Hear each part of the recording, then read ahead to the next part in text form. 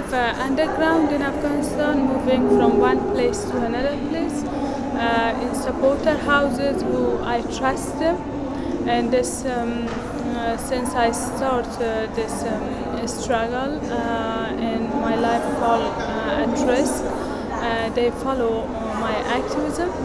And despite having wearing burqa and having bodyguard, it's not safe there.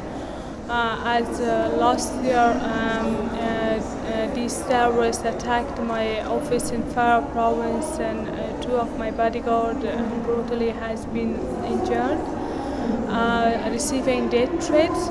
But fortunately, day by day, receiving more support from these poor, suffer people of Afghanistan, which gives me more strength and determination to continue to this struggle against occupation, for justice, peace, and human rights in my country. Yeah, it depends to the area of supporter house. For example, if I have meeting with the people in one house of supporter, so impossible to stay the night in the same house. Then I go to another house for spending the night.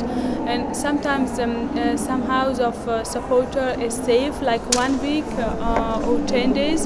So it depends to the area and depends to the location of the house of supporter, and also to my work. Some days I have a lot of meetings, and I have to in the morning meet people in one house, then in the evening meet in another house, and at night spend in another house. And different tactic I use just to not be easy target. Not only me, my people, we are facing three enemies: warlords, the Taliban.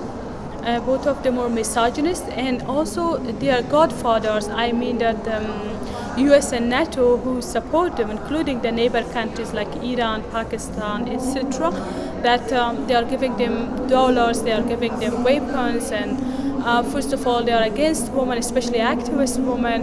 And the reason that they want to eliminate me, because I never sit silent, and also continue to this struggle inside Afghanistan and also outside of Afghanistan. When I attended some conferences, I tear their mosque. So if something physically happened to me, all of these enemies get happy, not only one. So that's why I have to be very careful, and that's why they create more obstacles, not only for me, for many other Democrat activists in Afghanistan, that now most of them underground. And that's why always my message to justice-loving people around the world is this, that to empower democratic-minded intellectuals, some parties that we have, groups who are active in Afghanistan, men and women, they are alternative for the bright future of Afghanistan.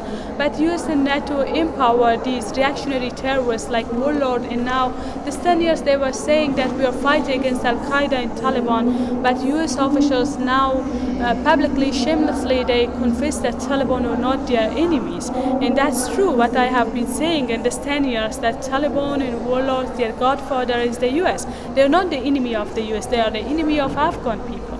You know, women in 60s, 70s, they had limited rights. I have some picture, later if you want I can show you, that women seem like Western countries, even with many job clothes, with modern clothes, without a scarf, they walking on the streets, and they played their role and they enjoyed their life. But this decades of war, almost 4 decades of war, unfortunately women was the most and first victims.